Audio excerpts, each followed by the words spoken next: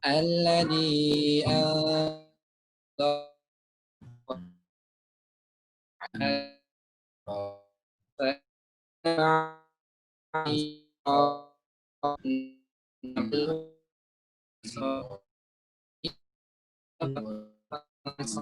wa ila rabbika farghab. Sadaqallahul azim. Alhamdulillahirabbil alamin. Semoga teman-teman yang mendengarkan dan teman-teman yang membaca dapat rahmat dan berkah dari Allah Subhanahu wa taala. Amin amin ya rabbal alamin. Yang belum megang buat bantu tulis teman-teman, maka disiapkan terlebih dahulu karena di sini kita akan membahas tentang materi yang bertema kamu mampu menyusun laporan keuangan, yuk bantu UMKM. Di mana UMKM di Indonesia itu sangat besar potensinya, bahkan sangat banyak, dan mereka rata-rata itu terkendala dengan laporan keuangannya. Nah,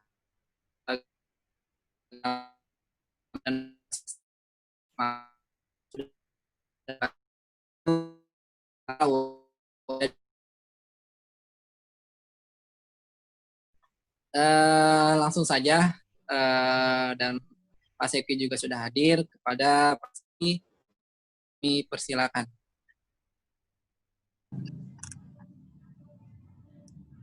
Kedengaran suara saya? Kedengaran. Bismillahirrahmanirrahim. Assalamualaikum warahmatullahi wabarakatuh. Waalaikumsalam warahmatullahi wabarakatuh. Alhamdulillahirabbil alamin wassalatu wassalamu ala asrofil anbiya'i wal mursalin wa ala alihi wa ashabihi wa man tabi'ahum bi ihsanin ila yaumiddin. Rabbana shrah lana sudurana wa yassir lana umurana wa hlul 'uqdatam min alsinatina yafqahu aqwalana. Allahumma ij'al jam'ana hadza jam'an marhuma wa tafarraqana min ba'di hadza tafarruqan ma'suma. Pertama saya mohon maaf kalau terdengar suara-suara yang di jalan ya, mohon dimaklumi saja. Oke, baik teman-teman semua, insya Allah kita malam hari ini lebih banyak sharing ya kepada teman-teman semua. Nah, kita belajar serius-serius lagi, sudah bosan juga kali teman-teman ya bertemu dengan saya terus seperti itu. Ya, insya Allah malam hari ini kita coba melihat apa sih sebetulnya yang bisa kita perbuat untuk masyarakat gitu ya, dengan ilmu yang teman-teman punya seperti itu. Dan masyarakat dan teman-teman bayangkan adalah masyarakat yang yang jauh dan segala macamnya. Justru orang-orang di sekitar kita itulah kemudian boleh jadi membutuhkan apa atau keahlian yang kita miliki seperti itu. Nah, saya sebetulnya mencoba untuk sharing dulu terkait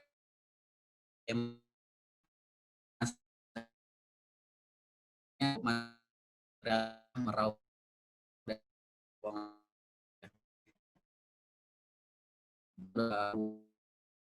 terima itu adalah sisi lain saja gitu. Tapi hal utama yang kemudian harus Anda pegang adalah terutama sebagai mahasiswa itu adalah niat untuk berbagi, membantu dan segala macamnya. Ya, seperti itu. Sehingga dengan demikian Allah bisa ridhoi. Mudah-mudahan juga ada dampak lain yang bisa teman-teman lakukan.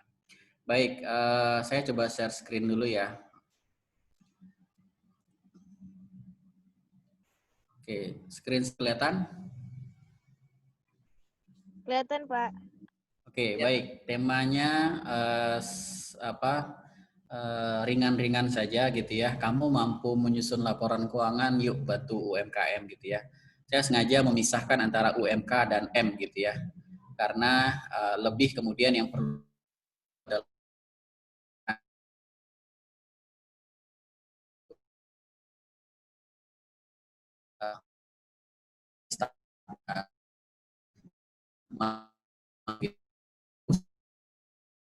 usaha mikro kecil gitu ya.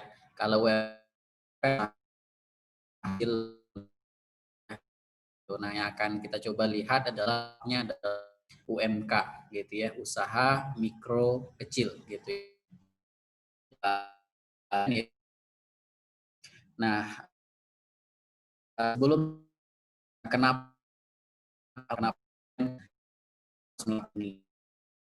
akademis gitu ya, beratnya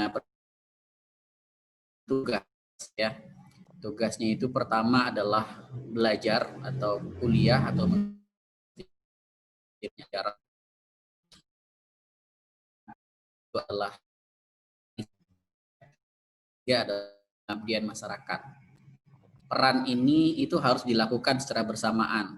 Maka seorang yang terdidik di perguruan tinggi tidak boleh menjadi menara,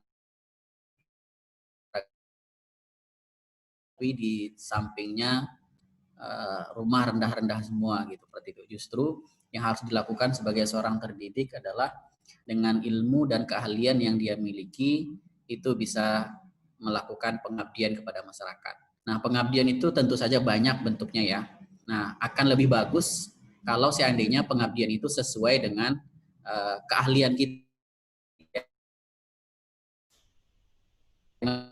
Teman-teman semua atau dari teman yang kuliah di tempat lain itu ada istilah yang namanya KKN gitu ya, kuliah kerja nyata gitu ya. Nah, biasanya mereka itu adalah pergi ke suatu daerah gitu ya selama mungkin sebulan lebih kurang berkelompok, kemudian mereka mengadakan kegiatan sosial, apakah mengajar di TPA, membantu di sekolah-sekolah yang ada di sana, ya, kemudian ikut majelis taklim gitu ya, kemudian melakukan membantu RT, RW dan segala macamnya seperti itu.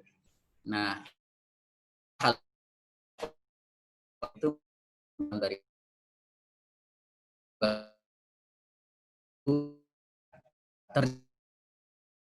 ternyata itu kita mencoba melihat permasalahan masyarakat kita yang ada di Indonesia, tentunya gitu ya, banyak sekolah gitu ya, banyak pengangguran dan segala macamnya. Nah, coba Anda bayangkan kira-kira berapa jumlah mahasiswa ada di Indonesia ini. Dari itu lebih dari 5 jutaan orang. Kalau setiap orang itu adalah punya nanti program KKN atau pengabdian masyarakat, secara bertahap harusnya masyarakat itu mulai membaik gitu ya kondisinya dalam segala hal gitu. Nah, padahal mahasiswa itu kan kuliah kan jurusannya nggak sama ya.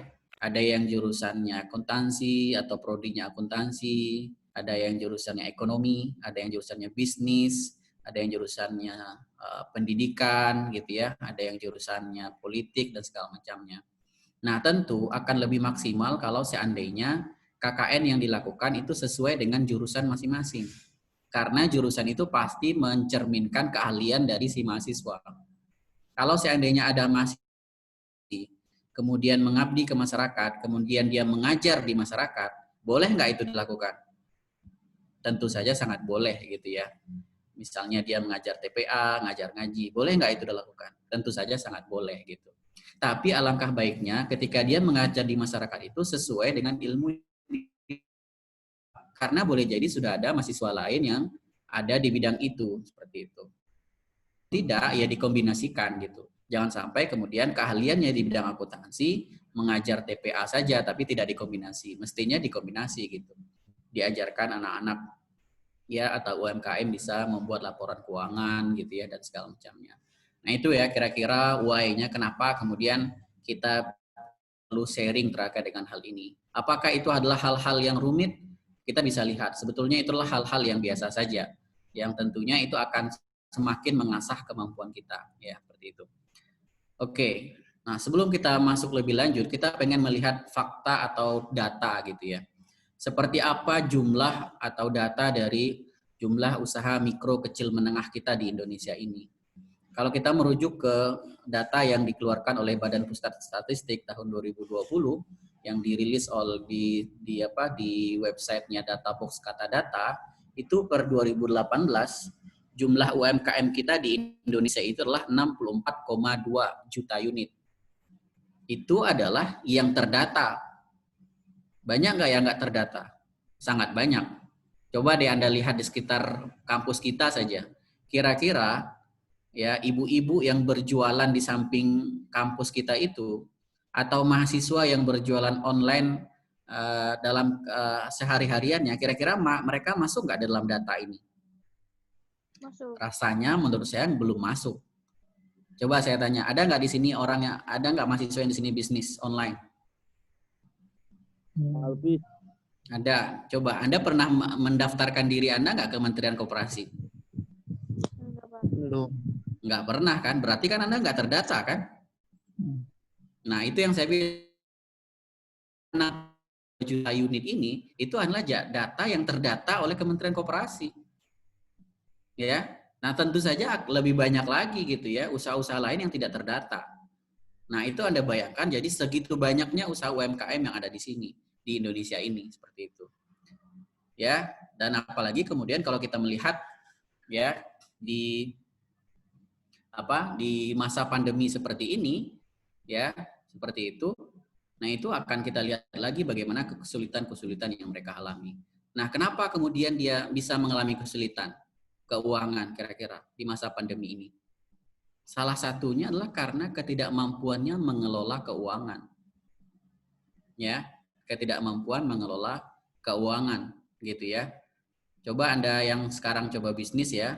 Coba Anda lihat-lihat diri Anda sendiri, rasa-rasanya saya bulan ini banyak penjualan. Tapi kok uangnya nggak ada, gitu ya. Uangnya kok bisa nggak ada gitu. Ketika Anda mau menstok barang lagi, kok kita nggak bisa, uangnya kok nggak ada, habis begitu aja. Nah itu diantaranya salah satu lah karena kemampuan dalam mengelola kas atau mengelola arus kasnya masih rendah. Nah seperti itu. Apalagi kemudian setelah itulah mereka tidak punya laporan keuangan. Sehingga yang ada apa? Bertahun-tahun mereka melakukan bisnis, ya itu aja gitu, nggak pernah berkembang. Kenapa nggak berkembang? Karena nggak tahu gitu usaha ini mau ditingkatkan seperti apa. Kalaupun mereka terniat untuk minjam uang atau meminta tambahan modal, ya mereka akan kesulitan. Ya, ke bank misalnya, datang ke bank atau ke koperasi, mereka akan bertanya, Bapak sudah punya laporan keuangan atau belum? Nah ini kan diantara masalah gitu ya. Nah, ini diantara masalah yang kita lihat dari UMKM kita. Gitu. Nah, karena kita menyadari ini adalah sebuah masalah yang terkait dengan akuntansi dan keuangan. Nah, coba kita semua kemudian berefleksi terhadap diri kita sendiri. Saya punya kemampuan nih, gitu ya. Nah, apa yang bisa saya lakukan untuk itu, ya? Seperti itu. Nah, itu nanti akan kita lihat, ya. Mudah-mudahan dengan demikian Anda bisa memahami maksud dan latar belakang yang saya sampaikan ini.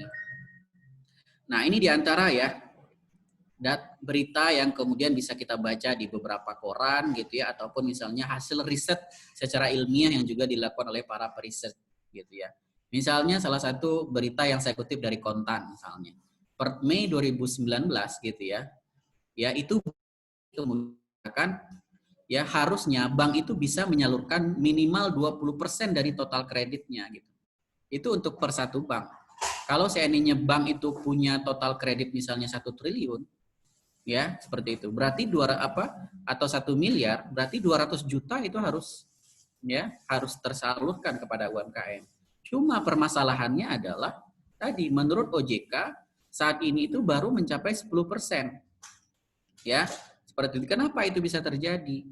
Karena banknya mensyaratkan bahwa UMKM yang akan mereka salurkan pembiayaannya, mereka harus punya laporan keuangan. Atau istilah yang sering kita dengar itulah bankable gitu. Nah, ini yang tidak banyak dimiliki oleh UMKM sehingga kemudian bank merasa ya tidak memiliki kepercayaan diri untuk bisa memberikan pembiayaan karena mereka tidak bisa menganalisis seperti apa kemampuan bayar dari si UMKM ini seperti itu. Gitu ya. Nah, atau kemudian kita lihat lagi dalam berita misalnya yang dikutip yang dilansir oleh FK Finance misalnya. Ini judulnya saja kita kemudian sudah merasa miris gitu. Ya, aduh masih banyak pelaku UMKM yang buta atas laporan keuangan. Ya, nah coba deh Anda periksa sekarang ya, teman-teman Anda yang saat ini berbisnis atau Anda sendiri yang berbisnis, kira-kira Anda sudah bisa membuat laporan keuangan. Atau teman-teman Anda yang kemudian jurusannya non akuntansi, mereka punya bisnis, mereka sudah punya laporan keuangan atau belum? Gitu ya, masih buta terhadap laporan keuangannya. Nah, ini adalah fenomena yang bukan ada di negeri sana, bukan ada jauh di sekitar kita. Justru orang-orang di sekitar kita juga begitu. Jangankan saudara coba lihat, sekarang coba Anda, di antara Anda yang orang tuanya punya bisnis, yang punya usaha, atau saudaranya yang punya usaha, mereka sudah punya laporan keuangan atau belum? Taruhlah misalnya orang tua Anda belum punya laporan keuangan. Nah, sekarang Anda sebagai anak, kuliahnya di jurusan akuntansi, prodi akuntansi, nah apa yang bisa Anda berikan buat usaha orang tua? Nah, salah satunya tentu Anda punya kewajiban memastikan bahwa orang tua Anda itu punya laporan keuangan usahanya. Nah, itulah bagian dari magang yang nggak perlu kemudian Anda harus mengirim surat kan, mengirim surat meminta permohonan magang dan segala macamnya. Justru orang-orang di sekitar kita itulah tempat magang kita yang sebenarnya real transaksinya. Seperti itu. Nah, itu fenomena yang bisa kita lihat seperti itu ya. Atau misalnya kita juga bisa lihat misalnya hasil researcher gitu ya. Di sini dikatakan misalnya seperti ini. Ya. Based on survey conducted by OJK, misalnya seperti itu ya. Di sini dikatakan apa nih dalam bahasa Inggrisnya? Dia found there are still many MFI. MFI ini adalah microfinance institution. Financial institution use a cash basis gitu ya. Masih sedikit ya lembaga mikro yang bisa menggunakan cash basis sebagai manual recording. Ya, seperti itu, sebagai pencatatan gitu ya. Sistem ya yang sesuai dengan PSAK yang ada.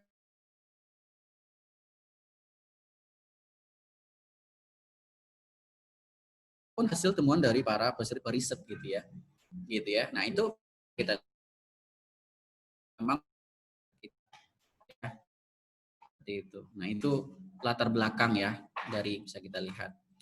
Nah, padahal kalau kita kemudian berkaca dari apa yang teman-teman belajar di STCB atau teman-teman yang kalau seandainya ada peserta dari luar yang belajar di kampus yang jurusannya juga akuntansi, ketika Anda kemudian belajar di situ, Anda punya sebetulnya adalah tujuan atau capaian pembelajaran. Apa target dari Anda belajar di prodi akuntansi? Nah, kalau kita bisa lihat misalnya di sini adalah di antara capaian pembelajarannya adalah di antaranya adalah Anda harus mampu membuat laporan keuangan. Ya, seperti ini nomor 4 misalnya. Mampu menyusun dan memberikan konsultasi terhadap penyusunan, review laporan keuangan dan standar operasional. Nah, ini targetnya. Jadi kalau seandainya Anda saat ini semester 6, ya, dalam semester 8 Anda di targetnya itu ketika lulus adalah Anda harus bisa membuat laporan keuangan. Dan bukan hanya bisa, tapi juga memberikan konsultasi, ya, memberikan pendampingan kepada ya pihak lain untuk menyusunkan laporan keuangan. Itu hanya salah satu dari target aja. Masih banyak yang lain. Bisa menganalisis laporan keuangan, bisa melakukan audit, gitu ya, bisa melakukan audit syariah, bisa merancang sistem informasi, bisa mengelola keuangan, ya, dan segala macamnya. Jadi bisa kita lihat nih relasinya gitu ya.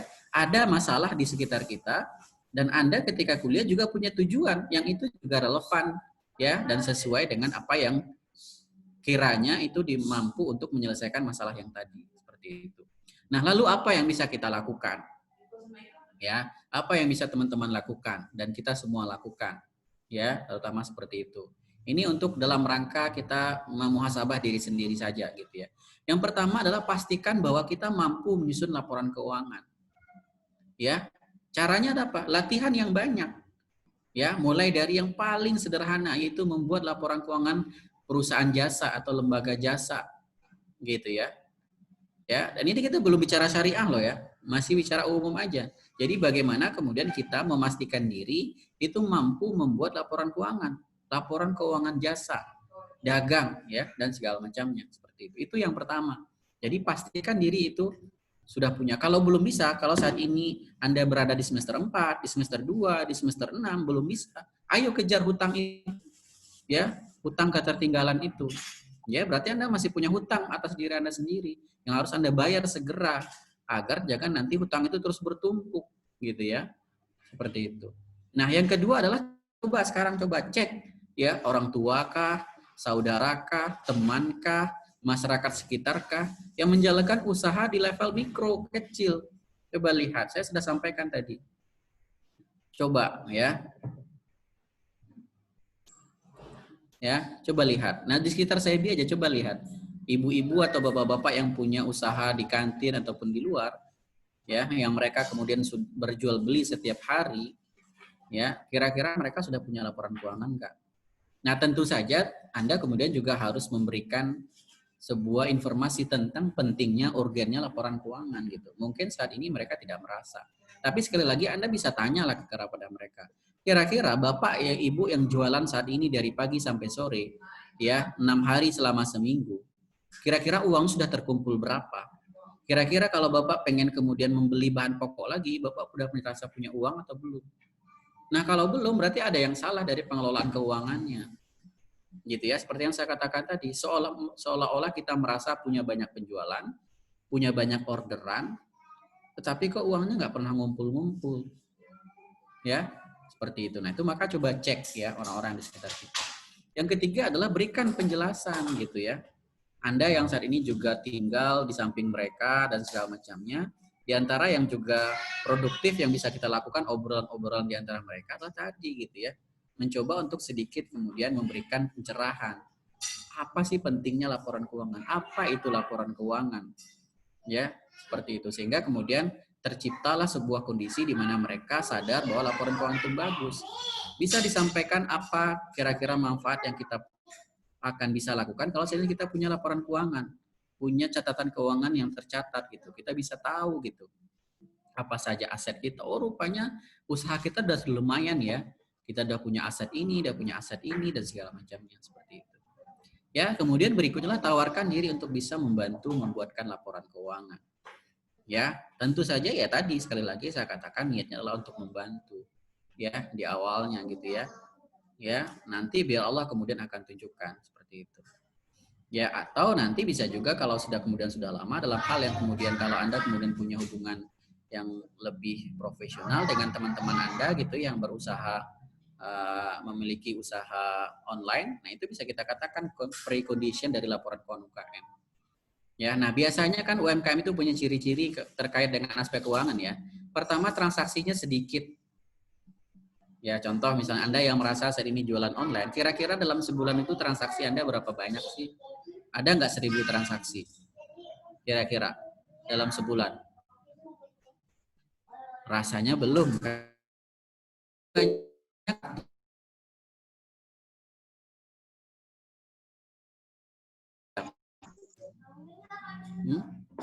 Butuh berapa jam? Sangat simpel, setengah jam juga jadi itu laporan keuangan. Ya, seperti itu. Dan frekuensinya juga sedikit. Ya, jadi transaksinya kecil, kemudian frekuensinya nggak banyak. Jadi sebetulnya preconditionnya juga sebetulnya sederhana seperti itu. Nah, coba kita lebih lanjut lagi preconditionnya. Kalau seandainya mereka punya laporan sudah punya transaksi dan ingin membuat laporan keuangan, coba kita berikan ini penjelasan. Kalau seandainya Bapak akan meng-hire seorang karyawan khusus, ya, untuk merekrut untuk membuatkan laporan keuangan, pasti butuh biaya lagi. Minimal apa? Gaji, tunjangan, pensiun, iuran BPJS, ya, dan segala macamnya. Itu kalau seandainya mereka harus membuat atau meng-hire seorang staf akuntan khusus. Nah, Anda bisa sampaikan ke teman-teman Anda yang saat ini punya bisnis. Saya lihat misalnya beberapa mahasiswa punya usaha online, punya usaha secara berkelompok, punya usaha makanan dan segala macamnya. Coba bayangkan kalau mereka harus merekrut seorang karyawan, ya pasti harus gaji bulanan gitu. Padahal kalau seandainya Anda bantu sebagai orang luar secara outsourcing, itu biayanya rendah gitu. Jika laporan keuangan dibuatkan oleh tenaga luar atau konsultan pribadi. Nah, Anda lah orang yang bisa melakukan itu. Nah, posisi Anda sebagai orang luar yang cukup by project aja. Setiap bulan kemudian Anda membantu. Anda tidak perlu digaji bulanan, tidak perlu kemudian tunjangan kesehatan, tidak perlu kemudian iuran BPJS, dan segala macamnya. Kita by project aja, seperti itu. Nah, itu yang bisa dilihat precondition yang bisa kita lihat. Ya, seperti itu. Ini dia estimasi saja, perbandingan ya. Sedikit lagi saya sampaikan, perbandingan biaya menyusun laporan keuangan.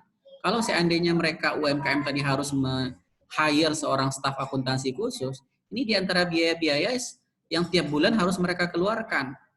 Ya, gaji pokok minimal sebesar UMR kan, Depok berapa misalnya. Tunjangan, iuran BPJS kesehatan, iuran BPJS Ketenagakerjaan, THR tahunan, dan tunjangan-tunjangan yang lain. Padahal kalau kemudian Anda bisa membantu sebagai konsultan pribadinya, ya, untuk membuat bulanan, Anda hanya bisa diberikan fee bulanan aja, dan itu nilainya juga kecil gitu. Ya, bisa kita sesuaikan dengan jumlah transaksi yang mereka miliki. Kalau seandainya sebulan dia hanya punya transaksi maksimal 100, ya, nah itu bisa kita lihat. Apalagi kemudian mengerjakan transaksi 100 itu, kalau Anda sudah bisa Excel itu dalam 30 menit juga jadi laporan keuangannya. Ya, seperti itu. Nah, bagaimana cara memulainya? Ini yang terakhir yang saya sampaikan. Bagaimana cara memulainya? Ya, kalau seandainya kita akan melakukan itu. Yang pertama adalah Anda harus bikin daftar aset dan kewajiban dari UMKM. Ya, di awal bagaimana? Kan kita tidak tahu nih, ya, mereka punya catatan atau tidak. Kalau begitu sekarang coba diinventaris dulu. Tentu saja bersama mereka. Saat ini Anda punya aset gitu, itu berapa yang betul-betul digunakan untuk usaha, bukan aset rumahan atau aset pribadi gitu. Ya, kemudian punya kewajiban apa saja, kemudian nilai gitu. Tujuannya apa? Tujuannya dengan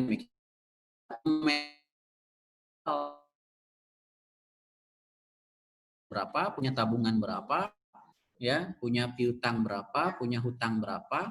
Nah, itu sisanya lalu akan menjadi modal awal. Jadi seakan-akan kemudian ketika kita akan membuatkan laporan keuangan itu, mereka seolah-olah baru berdiri. Nah, dengan cara menginventaris.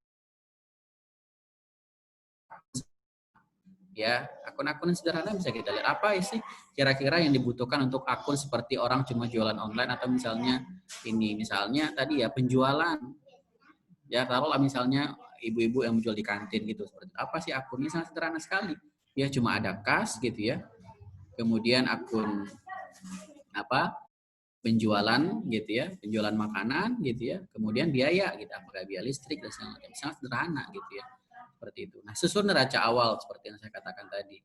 Neraca saldo awal ya, yang isinya adalah aset, kewajiban, dan modal mereka, seperti itu. Nah, setelah itu mereka tinggal diminta untuk meminta pemilik UMKM untuk membuat catatan bulanan. Ya, cukup dengan transaksi uang masuk dan uang keluar aja. Ya, setiap hari berapa uang masuk. Kalau pagi hari mereka misalnya beli bahan baku, berapa uang yang dikeluarkan.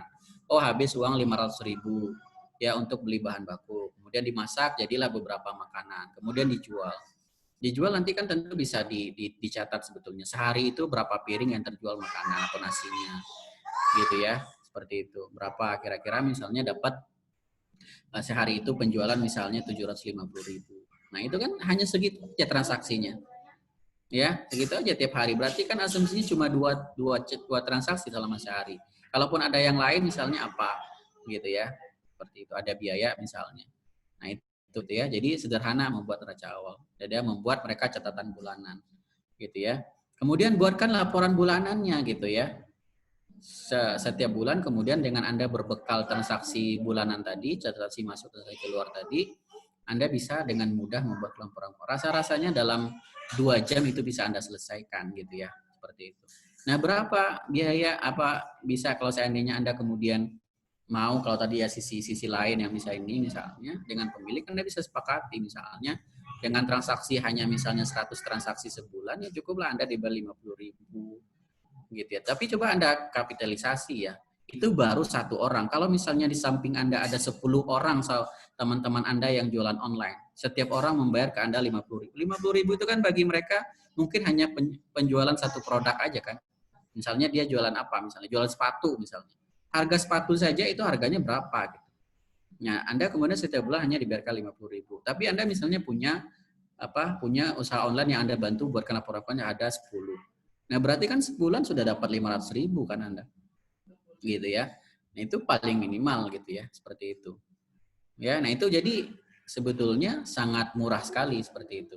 Rasanya uang 1 bulan itu tidak besar bagi UMKM dibanding dengan manfaat yang akan mereka terima. Jadi mereka setiap bulan punya laporan keuangan yang dapat mereka analisis.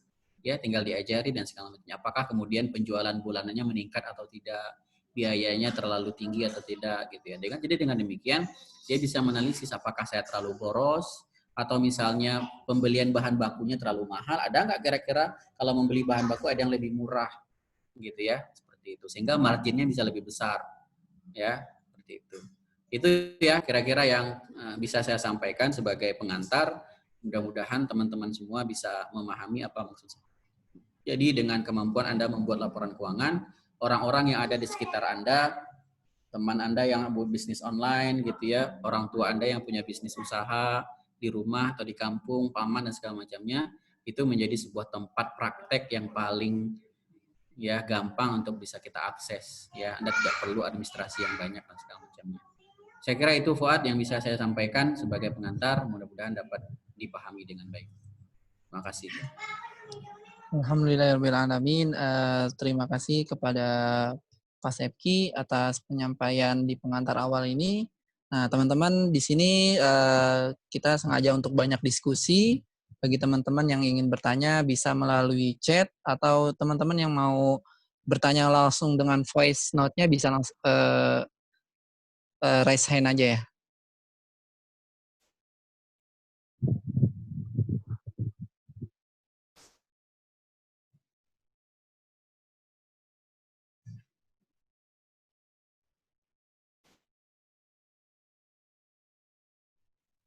Cek bagi teman-teman yang mau menanyakan bisa langsung tadi resign atau teman-teman bisa bersuara di voice note itu ya.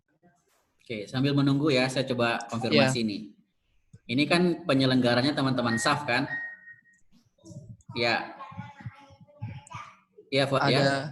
Ya, betul. Penyelenggara. Saya tanya sekarang, kira-kira SAF sebagai organisasi udah punya laporan keuangan apa belum? Sudah. Sudah. Ya, punya laporan keuangan bulanan ya, yang di situ menggambarkan ada laporan neraca dan laporan aktivitas. Betul. Ya, oke. Berarti contoh yang bagus buat SAF. Nah, ya. coba berarti kan PR-nya kira-kira Ormawa lain sudah punya apa belum? Sudah sepertinya, Sat. Karena kan dari ISEP udah di istilahnya ada aturannya, Sat. Ya, nah nanti coba dipastikan ya, apakah kemudian laporan keuangan sudah sesuai dengan standar akuntansi nirlaba atau belum? Oke, siap, Sat. Nah, itu kan berarti di antara kita coba melihat yang orang-orang ini aja dulu gitu. Ya, Anda saat ini sebagai mahasiswa, SAF sebagai salah satu ormawa di SEBI, gitu ya. Nah, kira-kira ormawa yang ada kan ormawa kan banyak kan ya, ada Triple M, ada BEM, ada ISEF, ada HIMA yang lain, ada LDK dan segala macamnya. Nah, itu coba dipastikan seperti apa kemudian mereka punya laporan keuangan, ya, seperti itu. Oke, siap. Desi ada, silakan Desi untuk suaranya diaktifkan. Terima kasih Kak Fuad. Ya, assalamualaikum warahmatullahi wabarakatuh. Waalaikumsalam warahmatullahi wabarakatuh. Pak Sepki dari kelas AS 18B. Waktu itu kan saya sempat dapat amanah lah buat membuat laporan keuangan gitu kan. Tapi kasusnya ini usahanya ini dia itu udah berjalan 5 bulan. Baru berjalan 5 bulan. Tapi selama melakukan penjualan ini dia itu cuma nyatat ininya aja Pak, kayak hari ini dia ngejual apa gitu kan. Nah terus selama 5 bulan tuh pokoknya dia minta saya selama 5 bulan ini nih udah dapat untung berapa gitu. Usahanya ini sih bentuknya kayak toko perabot gitu Pak. Jadi model-modelnya retail tapi belum gede juga gitu. Jadi kan saya kan masih semester 4 gitu kan Pak. Cuman kayak masih bingung gitu harus ngapain. Sedangkan juga beliau ini yang punya juga nggak terlalu paham gitu kan. Dia punya usaha tapi dia nggak paham tentang pencatatan keuangannya gitu. Nah jadi dia pengennya tuh untungnya berapa. Tapi saya di situ bingung Pak mau nyarinya tuh gimana terkait dengan keuntungannya selama dia berjualan. Sedangkan kan saya sendiri kan baru dan nggak tahu nih udah ngeluarin beban apaan aja gitu. Oke. Jadi langkahnya kayak gimana Pak biar enak gitu lah Pak. Minta sarannya. Baik. Terima kasih atas pertanyaannya. Pertama yang harus Anda pahami adalah kalau orang bertanya tentang berapa keuntungan, berarti itu nanti adanya di laba rugi gitu ya. Ya, adanya laba rugi. Dan laba rugi, kalau mungkin Anda sudah ikut webinar sebelumnya dengan Kak Anis, laba rugi itu hanya salah satu dari laporan keuangan, gitu kan? Ada laporan keuangan yang lain, yaitu neraca namanya atau laporan posisi keuangan, seperti itu kan? Nah, pertama yang harus Anda lakukan karena dia sudah berjalan ya saat ini ya dan segala macamnya. Pertama harus Anda lakukan, tentu saja Anda sebagai orang luar tidak mengerti banyak tentang transaksi mereka dan apa yang mereka miliki. Nah, tentu saja Anda harus duduk bareng dengan dia. Ya, duduk bareng. Pertama, Anda lakukan, Anda coba inventaris dulu apa aset yang dia miliki dari usaha usaha retailnya itu, ya, kelontongannya itu. Perabotan Nah, Pak, lebih ke perabotan. ya perabotannya itu. Nah, coba di inventaris. Inventaris itu berarti kan di list nih. Ya, barangnya apa saja nih? Ya, perabotan gitu ya. Nah, itu di list. Nah, tentu harus ada harganya dong. Harganya tentu dia bisa tahu lah. Kalaupun misalnya tidak presisi, ya bisa diduga-duga dulu lah. Seperti itu. Karena kan sebagai langkah awal karena itu. Setelah kita list apa saja aset yang mereka miliki terkait dengan barang dagangannya, berikutnya adalah tadi dia berjualan di mana? Di toko yang disewa, di rumah sendiri, ya, atau di mana? Nah, satu hal yang kemudian harus Anda ingat juga adalah dalam akuntansi itu ada yang namanya prinsip entity theory gitu, bahwa usaha itu harus terpisah dari keluarganya dia. Kalau seandainya dia berusaha di rumah, berarti usahanya harus menyewa ke rumahnya. Ya, nah berapa ya? Jadi tentukan sendirilah. Ya, dan itu harus disiplin. Begitu juga nanti kalau seandainya dia butuh uang untuk keperluan rumah tangga. Misalnya anaknya minta beliin susu dan dia ambil uangnya dari kotak itu juga. Dan harus disiplin. Itu berarti dia meminjam dana perusahaan. Gitu. Jadi jangan disatukan antara usaha dengan keluarga. Karena kalau enggak, itu nanti akan habis uangnya seperti yang saya katakan tadi. Ya, merasa banyak penjualan tetapi nggak pernah ada uang. Kenapa nggak ada uang? Ya karena habis untuk hal-hal yang tidak ada hubungannya dengan usaha. Gitu ya. Untuk dapur di rumah juga diambilkan dari uang itu. Nah, itu tidak disiplin. Itu yang pertama ya. Jadi Anda harus kemudian bersama mereka, si bapak, kemudian harus menginventaris dulu nih apa aset yang dia miliki. Ya, seperti itu. Nah, itu dinilai gitu ya, seperti itu. Kemudian ditanyakan, Bapak punya piutang nggak ke orang lain? Ya, aset itu kalau Anda sudah belajar akuntansi, saya kira Anda semester 4 saat ini, Anda kan sudah belajar akuntansi kan? Yang namanya aset itu kan bukan hanya barang. Barang yang kita inventaris tadi itu kan namanya persediaan kan? Seperti itu. Tapi aset itu banyak yang lain. Ada kas gitu. Nah, bisa ditanyakan, Bapak punya uang kas yang betul-betul punya perusahaan berapa? Bukan uang keluarga loh ya, gitu ya. Tapi uang punya perusahaan gitu. Uang di bank ada berapa? Piutang di orang lain ada berapa? Aset tetap yang Bapak miliki untuk kepentingan perusahaan atau usaha apa? Ya, misalnya sepeda motor misalnya. Apakah sepeda motor ini punya keluarga atau sudah menjadi bagian dari aset perusahaan? Seperti itu dan segala macamnya. Itu baru di sisi aset yang kita list nih. Kemudian berikutnya adalah yang kita list tentu utang. Bapak punya utang nggak ke orang lain? Oh, saya nggak punya utang. Nah, berarti kan utangnya 0. Nah, di sisi di laporan keuangan, di sisi pasifa itu kan selain utang kan ada modal. Nah, berarti karena dia nggak punya utang, berarti total dari itu sama dengan modalnya dia. Nah, kita betul bahwa kita baru menganggap dia baru berdiri saat ini. Kenapa? Karena dia sudah berjalan duluan. Kecuali si Bapak sudah punya catatan yang sudah rapi sejak awal. Nah, itu bisa. Cuma nah, berarti kan dia dianggap saat ini, pada saat kita membuat laporan keuangan ini, kita menganggap ini tahun awalnya, ini periode awalnya. Dia baru berdiri perusahaannya. Seperti itu. Ya, nah itu kita sudah dapat tuh laporan neraca awal gitu ya. Nah, baru setelah itu kita bisa tanya juga, kalau tadi disampaikan dia punya catatan penjualan setiap bulan, berarti itu kan bisa kita akui sebagai penjualan atau penerimaan atau pendapatan. Nah, setelah itu kan di laba rugi itu kan selain pendapatan ada namanya beban operasional. Nah, taruhlah misalnya dia belum punya catatannya, berarti bisa dikira-kira dulu gitu ya. Nanti bulan depan udah lebih presisi, udah lebih disiplin. Nah, kira-kira untuk usaha ini apa yang harus dibayar biayanya? Oh, pertama biaya listrik. Ya. Taruhlah misalnya selama ini bayar listriknya gabung dengan rumah. Nah, itu harus dipisah. Berapa yang kira-kira listrik usaha akan menanggung dari kalau seandainya usahanya ada di rumah ya. Kalau usahanya ada di toko ya lebih gampang lagi gitu ya. Nah, berapa beban listriknya gitu ya. Kemudian berapa iuran-iuran yang lain Ya, bukan kalau seandainya dia punya toko, berarti kan harus ada penyusutan tuh.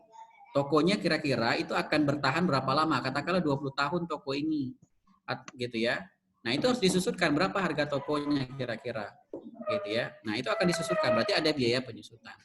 Gitu ya. Kemudian si bapak yang bekerja di usaha bapak ini siapa saja? Apakah bapak sendiri atau dia punya karyawan? Oh, yang bekerja ya saya sendiri aja. Nah, si bapak kemudian harus memperlakukan diri dia sebagai seorang karyawan yang digaji setiap bulan gitu. Berapa? Ya disesuaikan saja ke kemampuan perusahaan atau usahanya. Kalau usahanya baru bisa menggaji orang per bulan 500.000, ya berarti itulah gaji si bapak gitu. Jadi si bapak setiap bulan digaji dari usahanya 500.000 dan uang itulah kemudian akan jadi pemasukan di keluarganya. 500.000. Nah itu berarti kan jadi beban-beban dia ya. Jadi ada pendapatan, ada biaya listrik gitu ya, ada biaya apalagi biaya air, kemudian ada biaya penyusutan, ada biaya gajinya dia. Nah apa biaya-biaya yang lain? Nah itu tinggal ditanyain aja apa kira-kira biaya yang bapak keluarkan untuk itu gitu ya. Seperti itu. Nah jadilah kemudian dia sebagai laporan keuangan periode awalnya. Nah setelah laporan keuangan ini jadi, maka setelah ini agar kemudian laporan keuangannya semakin presisi, tentu dia harus disiplin membuat pencatatan. Nah, seperti saya katakan tadi, cukup pencatatannya uang masuk, uang keluar aja. Gitu ya. Nah, dengan demikian itu rasanya kita sudah bisa mengetahui berapa keuntungan dia ya dari semua penjualan itu. Apakah itu sudah presisi, Pak? Belum gitu ya. Nanti pertanyaannya, saya misalnya dari laporan keuangan itu dapat untung misalnya adalah keuntungan laba bersih misalnya 5 juta. Tapi kok uang saya nggak ada 5 juta di rekening. Nah, itu kan yang sering ditanyakan oleh orang-orang kan. Saya dalam laporan keuangan laba rugi saya punya untung 5 juta, tapi keuangannya di rekening nggak ada 5 juta. Nah, itulah permasalahannya gitu ya. Seperti itu, bahwa keuntungan itu tidak serta-merta kemudian mencerminkan uang yang ada. Ya, seperti itu. Kenapa? Karena ada banyak beban ya yang kemudian ya di dalamnya tidak terkait dengan uang. Contohnya penyusutan itu kan nggak ada. Ya, segala macamnya seperti itu. Nah, itulah kemudian dia boleh melajari. Jangan sampai kemudian dia punya anggapan, kalau saya punya untung 5 juta, berarti saya punya uang 5 juta dong. Ya belum tentu. Ya, seperti itu. Karena sebagian dari keuntungan itu boleh jadi bentuknya aset atau apa, ya atau piutang misalnya. Contoh seperti ini. Kenapa saya katakan tadi laba bersih kemudian tidak mencerminkan piutang. Contoh seperti ini. Kalau ada orang melakukan penjualan secara kredit, nah ini anak akuntansi nih coba saya tanya. Kira-kira jurnalnya apa coba kalau dia melakukan penjualan secara kredit?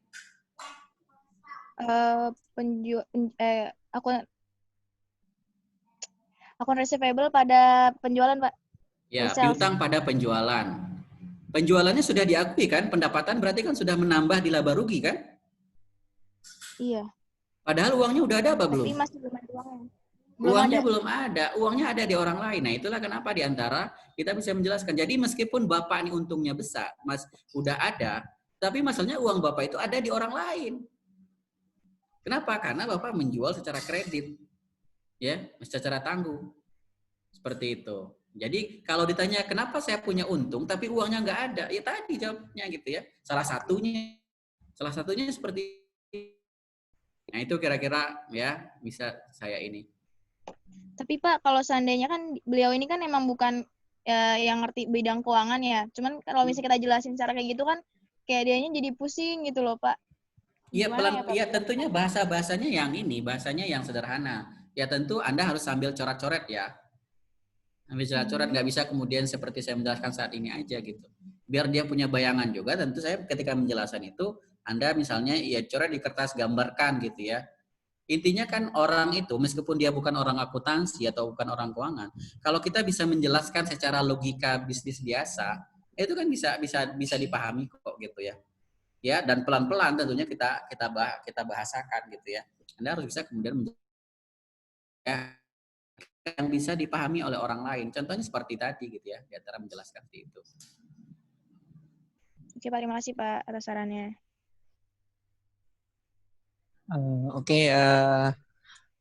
Gimana Desi? Alhamdulillah ya sudah kejawab. Kita langsung yang ke chat terlebih dahulu ya untuk Yulian. Nanti sebentar kita ke chat terlebih dahulu.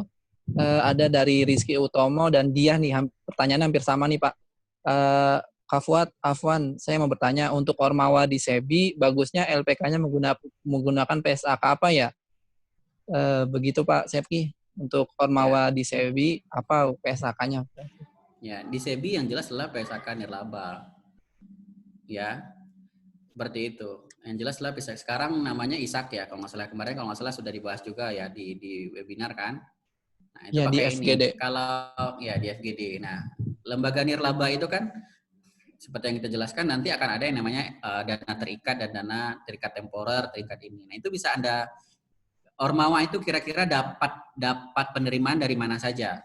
Taruhlah dari LPM, dari apa? Triple M gitu ya. Dari Triple M. Nah, itu dana ini dana yang bebas digunakan untuk ini atau dia punya terikat tertentu harus dikeluarkan untuk itu saja gitu. Nah, itu bisa diidentifikasi nanti. Katakanlah misalnya dapat turun dana dari Ormawa, katakan misalnya dari Triple M ya, satu Ormawa misalnya dapat 3 juta per bulan. Nah, ini oleh Ormawa ada amanah khusus nggak gitu? Bisa, oh ini 3 juta hanya boleh untuk program saja gitu. Ya, seperti itu. Berarti kan nanti dia namanya adalah terikat temporer. Ya, seperti terikat sementara ya, seperti itu. Nah, itu namanya terikat. Ada nggak penerimaan lain misalnya Anda punya Ormawa misalnya punya unit bisnis, kemudian dari unit bisnis itu kemudian mendapat keuntungan. Kemudian keuntungan itu disetorkan ke Ormawa. Berarti kan dia bebas dana ini kan. Dana yang boleh digunakan untuk apa saja. Berarti dia adalah dana tidak terikat. Ya, seperti itu. Nah, kalau itu aja yang dimiliki, ya berarti pembagian dananya cuma 2, yaitu terikat temporer dan dana bebas. Nah, seperti itu. Ada misalnya Ormawa misalnya juga punya iuran anggota misalnya. Ya, misalnya meskipun tidak kecil tapi misalnya rutin katakan seperti itu. Nah, itu kan juga bisa. Apakah kemudian iuran ini punya syarat-syarat khusus penyalurannya atau bebas? Kalau bebas berarti dia tergolong juga dalam ya dana terikat ya, seperti itu. Ya, jadi kalau ditanya bagaimana kemudian Ormawa ya bisa menggunakan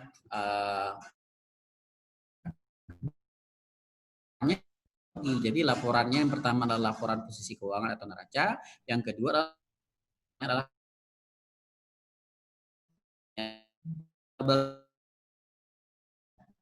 itu kira-kira. Siap.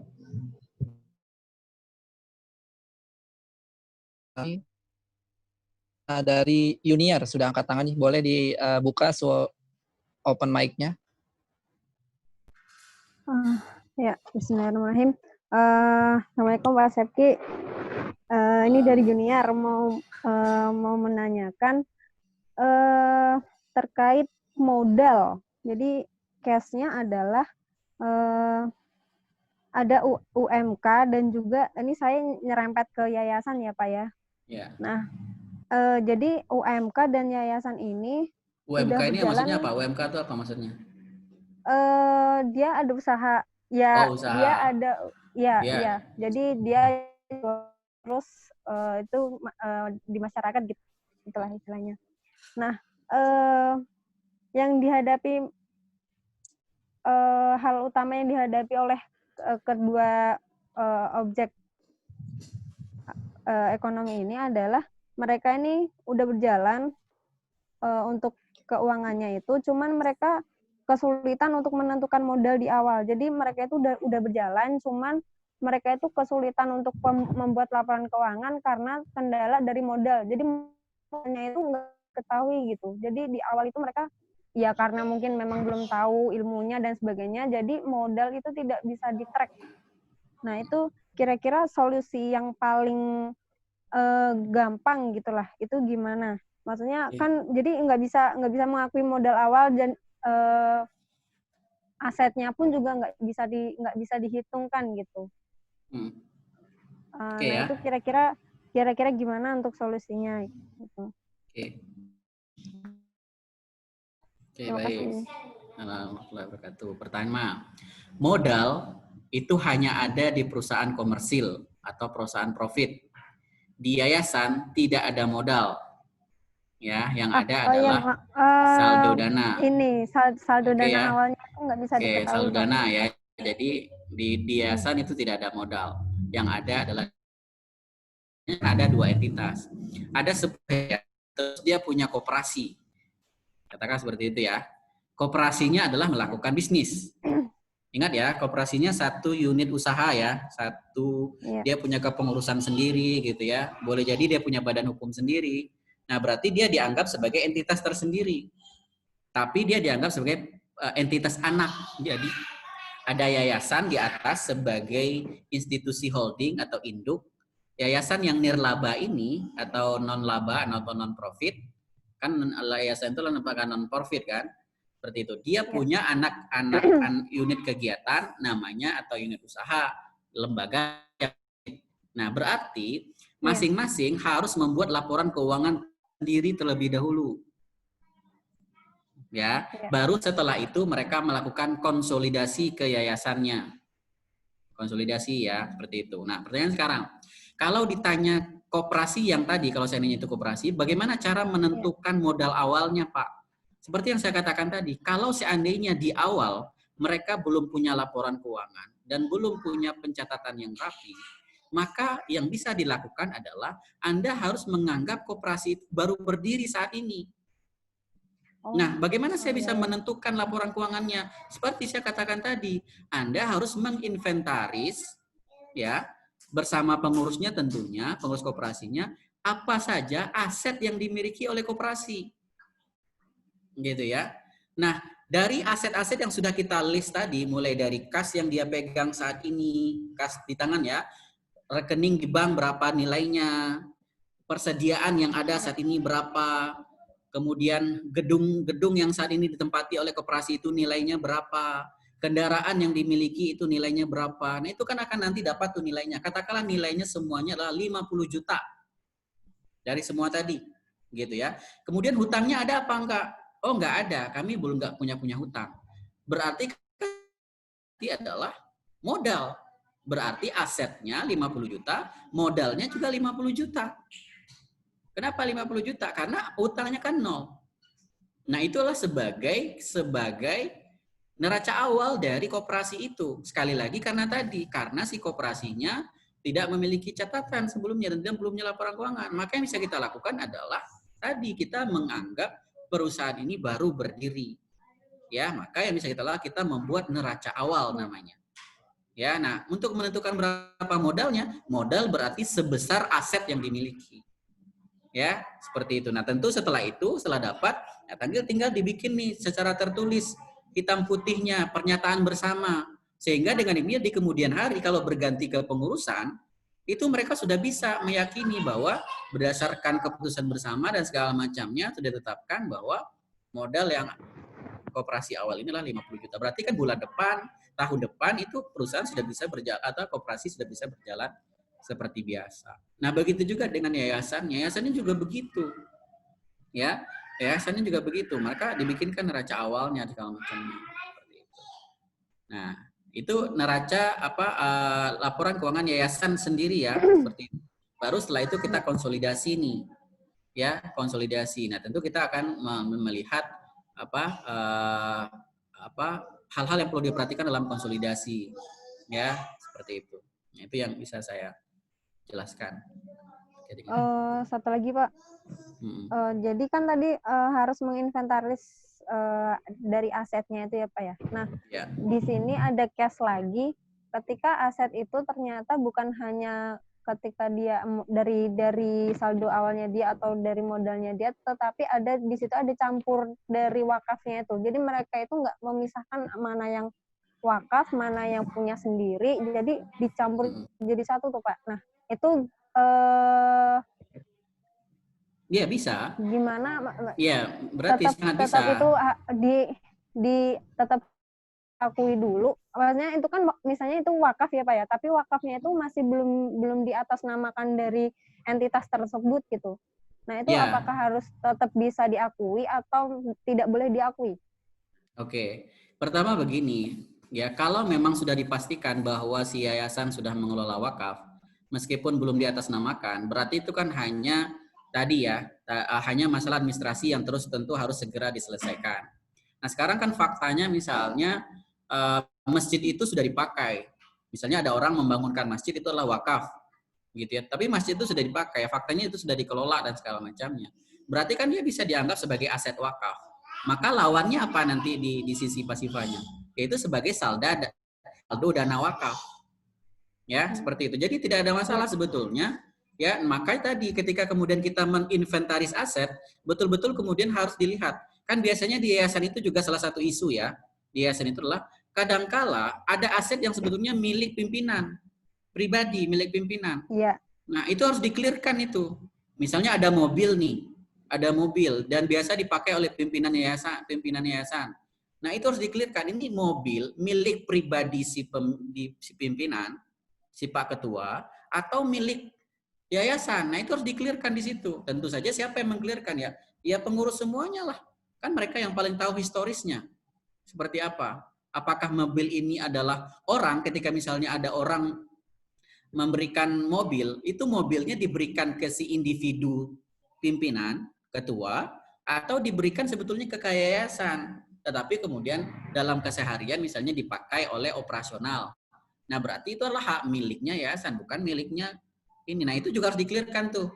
Begitu juga misalnya rumah kan biasanya kalau yayasan, katakanlah yayasan pendidikan ya, atau pesantren seperti itu, biasanya kan rumah pimpinan atau istilahnya Pak Kiai mungkin ya, itu kan juga ada di dalam. Ya. Nah, itu juga harus di-clear-kan. Ini rumah punya siapa? Ya, itu tentu akan ada isu lain gitu ya. Nah, segala macamnya, tapi sekali lagi itu di luar laporan keuangan, di luar keuangan. Tugas kita adalah tadi memastikan sebelum membuat laporan keuangan, pastikan status dari aset itu milik apa? Milik yayasan, milik kiai, milik pribadi, milik keluarga, atau apa? Sehingga jangan nanti sampai terjadi masalah gitu ya. Misalnya sudah, nah kalau seandainya sudah di-clear-kan, segera bikinkan hitam putihnya, pernyataan hitam putih. Gitu ya, agar kemudian jangan terjadi masalah di kemudian hari. Kalau seandainya qadarullah misalnya si pimpinan wafat, kemudian digantikan oleh anggota keluarga. Misalnya anggota keluarganya tidak tahu historis dari aset ini. Nah, itu kan nanti bisa menimbulkan masalah. Ya. Jadi administrasi itu segera diselesaikan. Ya, itu harus diselesaikan. Ya, tentu saja pengurus berupaya dengan cara-cara yang ini dan segera. Karena tadi ya, yang namanya dalam akuntansi, pelaporan keuangan itu dianggap dia sebagai entitas tersendiri yang harus terpisah dari harta pribadi. Seperti itu. Jadi yayasan itu sudah dianggap sebagai institusi tersendiri. Itu kira-kira. Ya. Berarti untuk UKM sendiri, Pak, kalau misalnya UKM itu kan apa-apa misalnya aset misal kayak mobil, terus barang-barang dan sebagainya itu kan juga awalnya dari pribadi tuh Pak. Nah itu juga harus di-clear-kan juga ya Pak. Betul. Itu nanti dijadikan inventarisnya dari UKM tersebut atau milik pribadi gitu ya? Ya betul. Jadi itulah gunanya akuntansi itu gitu. Pencatatan tuh gunanya itu. Jadi dengan adanya pencatatan atau akuntansi kita bisa membuat aset itu tidak, intinya jelaslah statusnya. Berarti kan bisa kita katakan itu untuk mencegah gharar kan? Dalam konteks ekonomi Islam gitu. Jadi harus di-clear-kan ini mobil milik individu, milik keluarga, atau milik usaha. Dan harus disiplin. Gitu ya, harus disiplin. Karena nanti kan, kalau seandainya nggak jelas, kemudian mobil itu dipakai juga kepentingan pribadi, dipakai juga. Mobil itu kan ada masa manfaatnya. Gitu ya, ada masa manfaatnya. Seperti itu. Ada juga perbaikan biaya yang harus dikeluarkan setiap bulan atau paling tidak setiap 3 bulan. Biaya servis dan segala macamnya. Pertanyaan ini biaya servis dibebankan ke siapa? Gitu ya. Kalau tidak clear. Ya. Padahal misalnya mobil itu lebih banyak digunakan untuk kepentingan keluarga. Tapi biaya ke usaha. Berarti kan nggak relevan. Itulah kenapa kemudian menyebabkan usahanya nggak ada uang. Karena apa? Karena ada biaya-biaya yang nggak relevan tapi ditanggung oleh perusahaan. Seperti itu. Nah, itu gunanya akuntansi seperti itu kira-kira. Baik. Ya, cukup Pak. Ya, terima kasih banyak. Ya, terima kasih Yunia. Lanjut, ada pertanyaan dari chat, kita chat terlebih dahulu. Izin bertanya Pak dari Zakia. Teman saya pernah diminta bantuan untuk membuat laporan sebuah LAZ. Namun dari pihak LAZ-nya sendiri kurang terbuka terkait kegiatan operasionalnya. Lalu bagaimana sebaiknya kita sebagai pihak eksternal mengatasi masalah ini, Pak? Ya, yang jelas adalah karena kita pihak eksternal, berarti kan kita nggak punya kuasa. Nah, sekarang pertanyaannya adalah siapa yang meminta itu? Nah, ditanyakan balik, Bapak serius nggak mau berbenah gitu? Atau hanya kemudian kamuflase untuk ini aja gitu? Kalau nggak serius ya buat apa gitu? Mau bazir juga, jangan-jangan hanya dijadikan sebagai sebagai alasan nanti gitu. Jangan sampai juga begitu. Jadi kita juga sebenarnya bergaining nih sebagai orang luar nih, punya niat baik apa enggak nih orang. Kalau nggak punya orang baik ya udah nggak usah gitu. Daripada Anda nanti dimanfaatkan untuk misalnya apakah karena ada konflik dengan pengurus yang lain misalnya, Anda dijadikan sebagai tameng nanti. Ya. Seperti itu. Jadi apa yang bisa kita lakukan sebagai orang luar ya perjelas nih statusnya.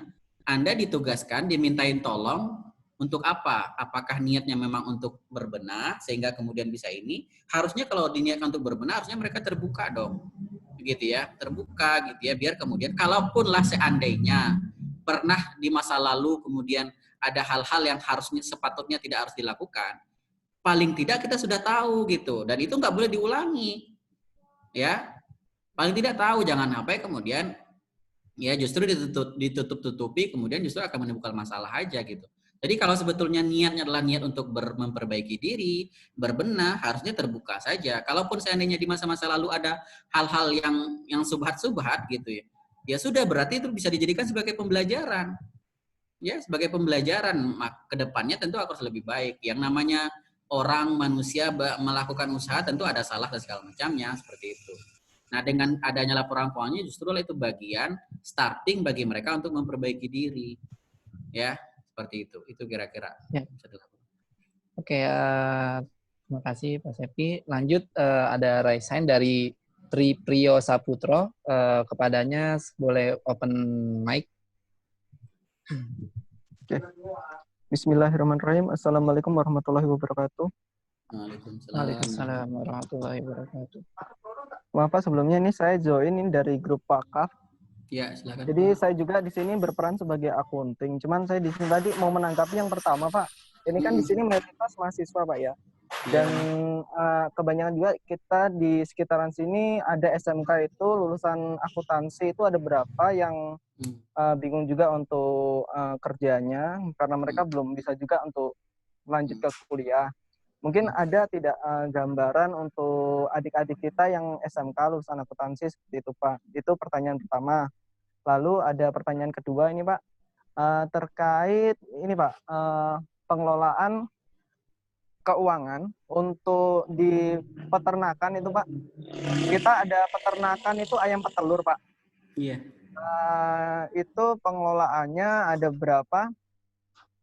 Itu kurang terbuka dari pihak kepala kandang gitu.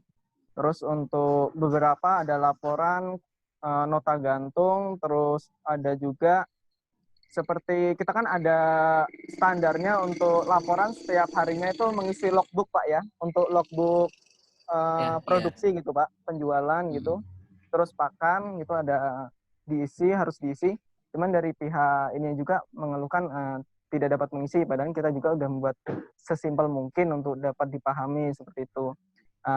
Ini untuk, maksudnya kita sebagai akunting, saya pribadi sudah sebagai karyawan tetap di perusahaannya itu. Bagaimana sikap saya untuk menekan agar pemimpin ini bisa diperbaiki gitu, Pak. Dan laporannya bisa diperbaiki gitu, Pak. Saya rasa cukup dua itu aja. Terima kasih, Pak. Baik, makasih Mas Tri gitu ya. Pertama untuk teman-teman adik-adik di SMK, kita menyadari bahwa apapun lembaganya, setiap lembaga itu pasti membutuhkan orang yang mengerti akuntansi, ya gitu ya. Dia pasti membutuhkan laporan keuangan, baik dia lembaga sosial, apalagi lembaga profit.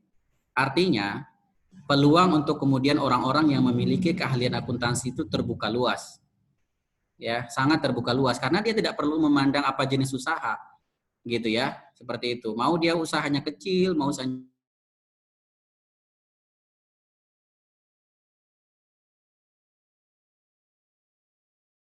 menjadi profesional seperti itu dan transparan tentunya seperti itu. Artinya peluangnya sangat banyak bagi teman-teman di SMK ini.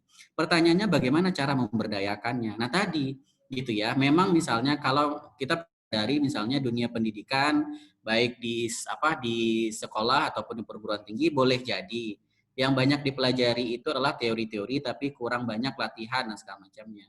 Berarti yang dilakukan adalah kemudian biar teman-teman yang di masa pandemi ini lulus dan nggak bisa kuliah, ya berarti adalah pelatihan-pelatihan pembuat penyusunan laporan keuangan yang aplikatif buat mereka, bisa dilakukan training-training gitu ya, yang sederhana. Nah, seperti yang saya katakan tadi, membuat laporan keuangan itu nggak perlu berpikir seperti membuat laporan keuangan perusahaan sebesar Antam, sebesar Telkomsel, enggak gitu kan.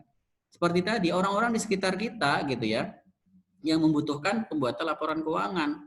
Seperti itu, dan tentu saja mereka perlu diedukasi terkait dengan pentingnya laporan keuangan. Nah, dengan demikian ketika kemudian adik-adik tadi kemudian sudah bisa di training untuk kemudian bisa membantu membuatkan laporan keuangan, maka tinggal diberdayakan aja, dimaksimalkan potensi tadi, keahlian tadi dengan menginvent-list UKM-UKM yang ada di situ gitu ya. Seperti itu. Boleh jadi misalnya bentuknya adalah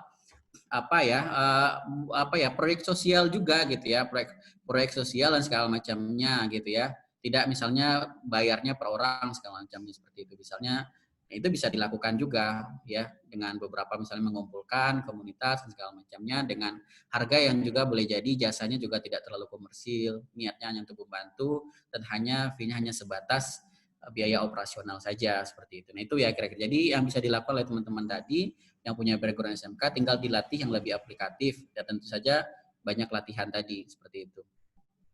Itu ya yang pertama. Yang kedua adalah terkait dengan usaha yang Bapak ceritakan tadi. Kalau ini kan temanya sebetulnya bukan menyusunkan laporan keuangan, tapi adalah bagaimana mengontrol. Nah, berarti kan temanya adalah terkait dengan sistem informasi.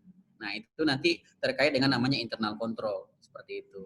Nah, kalau kita memang berbicara tentang internal control, kalau memang seandainya dirasa misalnya para penjaga kandang tadi dianggap tidak amanah, kemudian tidak ini, yang perlu dilakukan memang bertahap gitu ya. Justru jangan Bapak kemudian menciptakan hubungan yang sifatnya saling curiga, itu nggak boleh. Justru dengan demikian akan terjadi yang namanya resisten atau justru mereka akan semakin menjauh, semakin menolak. Justru yang disampaikan adalah bahwa kita memperbaiki perusahaan dan bukan dalam rangka mencari kesalahan mereka, dan tentu saja mereka harus diedukasi terus. Seperti yang Bapak sampaikan tadi, Mas sudah berusaha membuat template atau form laporan yang sangat sederhana. Kalau memang seandainya belum bisa dilakukan gitu ya, apalagi masalahnya gitu ya, seperti itu. Nah, kalau seandainya misalnya dicurigai kemudian ada pengisian data yang tidak valid dan segala macamnya, berarti kan harus ada kontrol. Salah satu kontrol yang bisa kita lakukan adalah yaitu yang namanya sidak namanya. Secara sidak bisa kita lakukan untuk kandang-kandang tersebut seperti itu. Ya, bisa dilakukan. Ya, boleh jadi juga ada yang namanya evaluasi secara reguler ya, baik pekanan gitu ya, seperti apa ya yang dilakukan seperti itu. Jadi sebetulnya untuk kemudian membuat budaya saling percaya dan segala macamnya itu memang tidak bisa instan. Ya, perlu edukasi, perlu waktu, perlu membangun budaya bukan saling curiga gitu ya, tapi budaya yang bisa saling mempercayai, kemudian tadi gitu ya. Sehingga dengan demikian data-data yang dibutuhkan oleh orang-orang akuntansi ini semakin bertahap itu bisa karena kan PR-nya tadi kan si orang akuntansi atau masteri yang sebagai orang akuntan susah mendapatkan data gitu ya. Seperti itu. Justru pendekatannya jangan pendekatan paksaan. Ya, jangan pendekatan paksaan gitu ya, harus pendekatannya yang memudahkan mereka dan segala macamnya seperti itu dan terus. Ya. Itu ya kira-kira Mas. Ya, terima kasih Pak atas pencerahannya.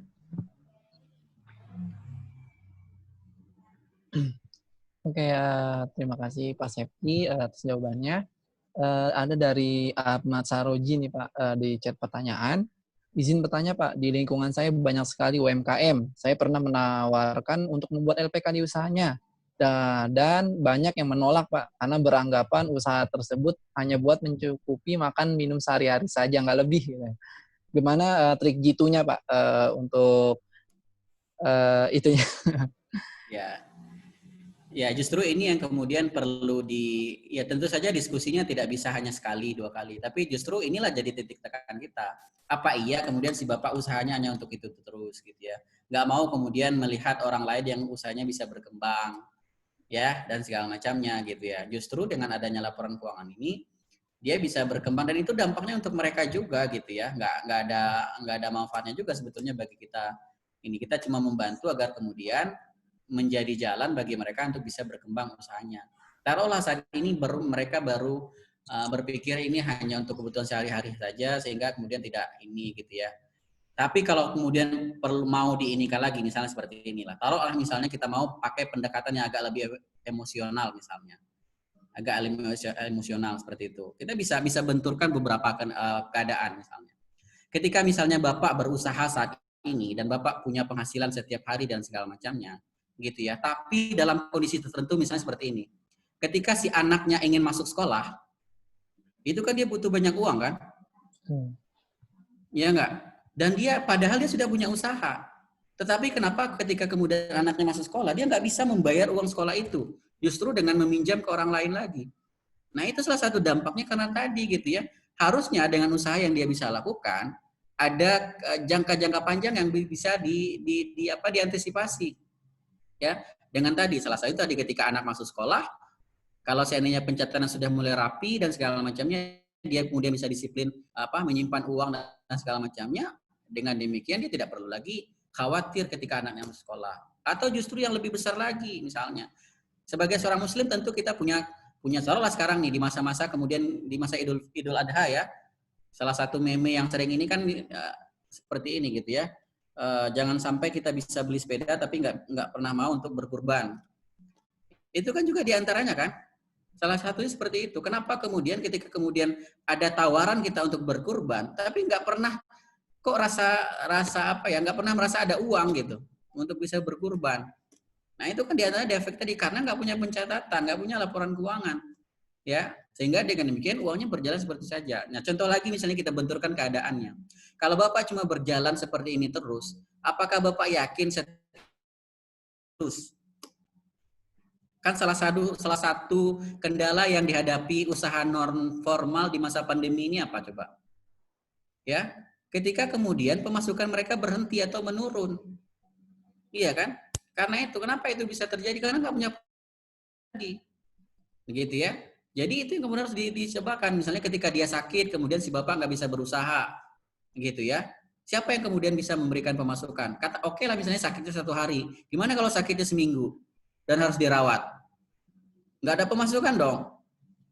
Berarti kan ada kendala. Berarti menghadapi kendala, ya seperti itu. Nah itu yang bisa sekali lagi memang ini akan mengajak orang untuk berbuat yang lebih baik meskipun untuk kebaikan mereka itu memang tidak gampang juga ada. Nah itu diantara PR juga gitu ya yang perlu diedukasi bagaimana kemudian setiap orang setiap usaha itu punya laporan keuangan. Nah kalau dikatakan baru mereka menolak dan segala macamnya yaitu mungkin kita perlu hal yang lain misalnya ketika misalnya dalam pengajian atau dalam apa dan segala macamnya.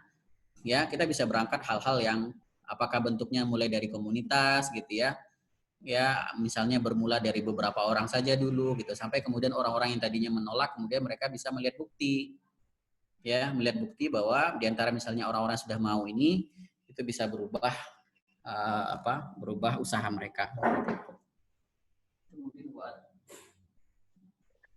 Baik Pak, makasih. Ya, alhamdulillah karena sudah jam 9 juga ya Pak.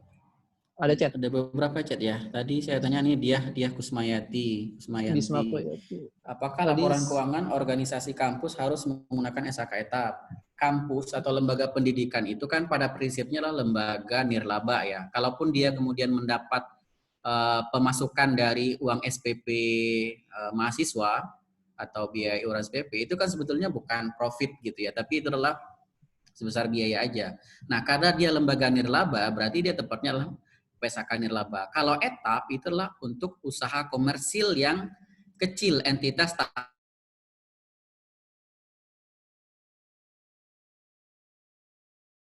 sebetulnya sekarang di bawah etap ada lagi nama PSHK, namanya SHK EMKM.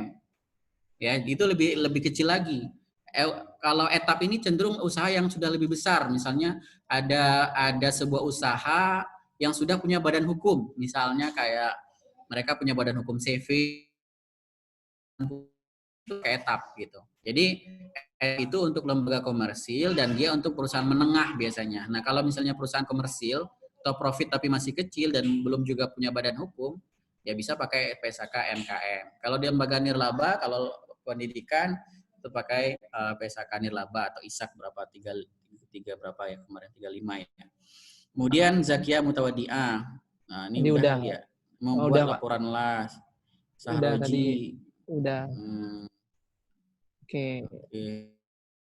Kira-kira gitu ya. Ini Bangkit ada Resen nih. Bangkit. Oh ya Bangkit, gimana Resen? Mau bertanya Bangkit?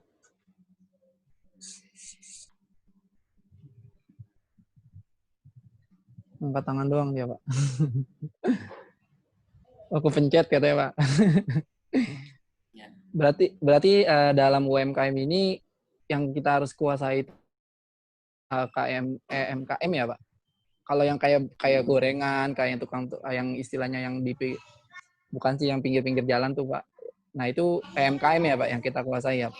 Iya. Oke. Sebetulnya begini, PSAK itu nanti aja gitu. Itu Oh, kan PSAK nanti aja.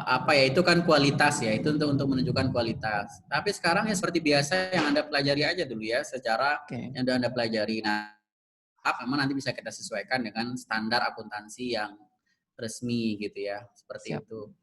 Nah, contoh misalnya kayak usaha gorengan atau bapak tukang bakso seperti itu, seperti apa sih modelnya? Tadi aja minimal tadi ya, kalaulah misalnya mereka tidak bisa cukup tadi uang catatan transaksi masuk keluar sehari ini, misalnya bapak tukang bakso misalnya pagi itu dia belanja ke pasar itu habis uang berapa? Katakanlah tadi 400.000 ya, seperti itu. Kemudian dia berjualan seharian, berapa uang yang dia ini gitu ya, yang dia dapatkan. Ya, seperti itu. Nah, itu kan berarti kan transaksinya sangat sederhana sekali kan. Ya, cuma butuh disiplin aja kan seperti itu. Jadi pagi tadi saya mengeluarkan uang 400.000, kemudian di akhir sore hari saya kemudian dapat uang misalnya 700.000. Nah, itu saja kemudian dicatat selama setiap bulan sampai sebulan, nanti jadi bikin laporan keuangannya. Nanti bikin laporan keuangan tinggal kita inventaris. Bapak tukang bakso, apa aset-aset yang terkait dengan usaha baksonya? Berarti gerobak. Gitu ya, gerobak itu kira-kira gerobak dengan segala perangkatnya itu kira-kira berapa sih harganya gitu ya, seperti itu. Nah, kemudian si bapak yang kemudian dia juga sebagai pembuat, sebagai penjual, perlakukan diri dia sebagai karyawan gitu. Jadi harus disiplin, jangan sampai seperti saya katakan tadi, jangan sampai keperluan keluarga diambil begitu saja dari uang usaha. Jadi harus disiplin. Kalau misalnya bisa misalnya menggaji diri sendiri misalnya 500.000 per bulan, berarti uang yang hanya boleh dipakai untuk keperluan rumah tangga itu sebesar 500.000. Bagaimana kalau saya butuh? Berarti utang piutang jatuhnya. Ya, berarti keluarga memiliki utang kepada perusahaan gitu ya. Seperti itu. Nah, itu kedisiplinan itulah kemudian perlu dibangun seperti itu. Itu kira-kira. Oke, alhamdulillahirrahmanirrahim.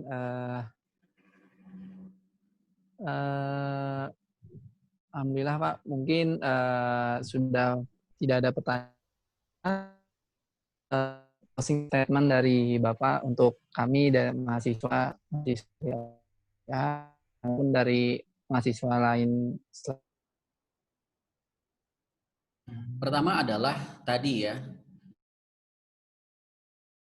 kita, orang tua kita, masyarakat yang ada di sekitar kita, saudara-saudara kita yang melakukan bisnis. Kemudian pastikan kita bisa berkontribusi sesuai dengan apa yang kita miliki keahliannya. Kalau saat ini Anda adalah sebagai mahasiswa akuntansi, berarti Anda harusnya punya kemampuan untuk membuat laporan keuangan. Kalau di semester ini Anda belum bisa, Anda semester 2, Anda semester 4, Anda semester 6 belum bisa, berarti Anda masih punya utang keahlian. Nah, utang itu harus Anda bayar, harus Anda kejar segera.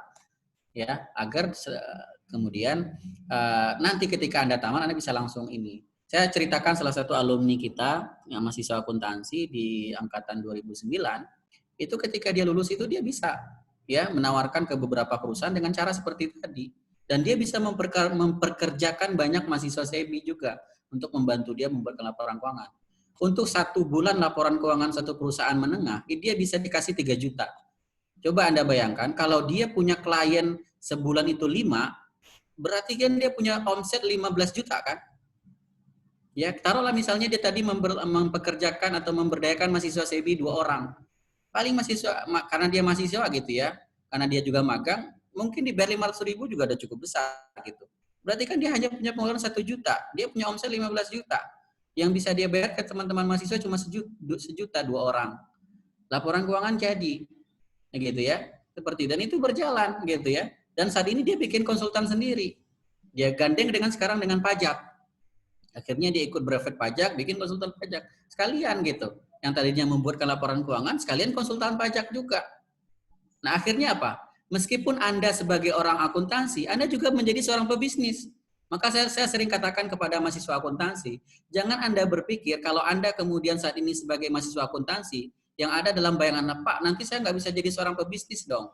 Ya nggak juga gitu ya. Justru dengan kemampuan Anda saat ini, kalau Anda bisa nanti menjadi seorang pebisnis, justru Anda sebagai pebisnis yang kemudian ya bisa membaca perkembangan perusahaan dengan baik, dan justru keahlian kita juga kita jadikan sebagai sebuah bisnis dengan memiliki perusahaan seperti tadi, lembaga konsultan gitu.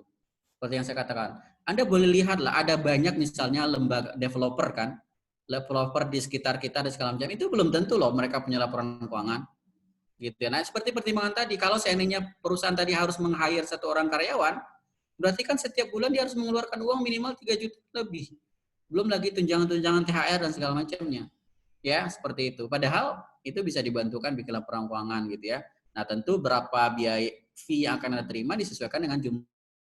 Nah, seperti yang saya katakan tadi, kalau transaksinya cuma 100 transaksi selama sebulan, rasanya juga 1 jam juga selesai kalau laporan keuangannya. Jadi apalagi kemudian Anda sudah mampu membuatkan sistem pembuatan laporan keuangan yang Excel kayak misalnya Lukman gitu ya, itu kan bisa bikin. Itu kan berarti nggak lebih cepat lagi dong berarti. Ya, lebih cepat lagi. Nah berarti dengan demikian Anda juga punya kemampuan untuk berbisnis, tapi bisnisnya di bidang konsultan tadi gitu. Itu ya kira-kira yang bisa kita lihat, begitu luasnya kalau kita punya kemampuan di bidang akuntansi gitu ya. Seperti itu aja. Makasih. Masya Allah, tabarakallah. Luar biasa ya teman-teman, sharing kita kali ini yang dipandu dan disampaikan oleh Pak Sepki. Alhamdulillah teman-teman, mungkin ini sesi terakhir kita, acara kita tadi sudah closing statement oleh pembicara kita. Langsung tutup saja ya pertemuan kali ini. Karena sudah pukul 9 juga ya, jadi jadwal kita jam 9 selesai, dan alhamdulillah udah 9.12 lewat 12 menit, gitu, apa-apa. Jadi sekali lagi kami dari SAF, Syariah Accounting Family, mengucapkan terima kasih jazakallah khair kepada Pak Sepki yang telah menyempatkan waktunya, yang sudah berbagi sharing kepada kita semua. Doakan kami mahasiswa-mahasiswi akuntansi, khususnya akuntansi syariah di SEBI bisa menerapkan apa yang tadi disampaikan Pak Sepki, dan kita bisa menjadi pelopor ya kebaikan untuk membuat laporan ke para UMKM ini gitu. Jadi tadi ya kata Pak Sepki, ini hutang bagi teman-teman yang belum bisa buat laporan keuangan ya, dari khususnya semester 2, semester 4, bahkan semester 6 yang mau lulus ini jangan sampai nggak bisa gitu buat laporan keuangan gitu. Jadi di muhasabah lagi teman-teman gitu untuk apa sih di jurusan akuntansi syariah ini gitu. Oke, bisa teman-teman nanti follow SAF ya, IG SAF, follow YouTube SAF juga ya, subscribe follow di YouTube SAF. Insya Allah kita akan ada acara-acara yang lebih keren lagi gitu. Nah, mungkin ini yang bisa saya sampaikan. Saya selaku MC, mohon maaf bila ada kata-kata yang kurang berkenan atau di hati teman-teman yang kurang enak, itu mohon maafkan gitu. Kita tutup dengan membaca istighfar sebanyak 3 kali. Astaghfirullahaladzim, astaghfirullahaladzim, astaghfirullahaladzim. Kita tutup dengan doa kafatul majlis. Subhanakallahumma wa bihamdika asyhadu an la ilaha illa anta astaghfiruka wa atubu ilaik. Saya tadi sudah tutup ya. Kurang lebihnya mohon maaf. Wabillahi taufiq wal hidayah. Wassalamualaikum warahmatullahi wabarakatuh. Waalaikumsalam.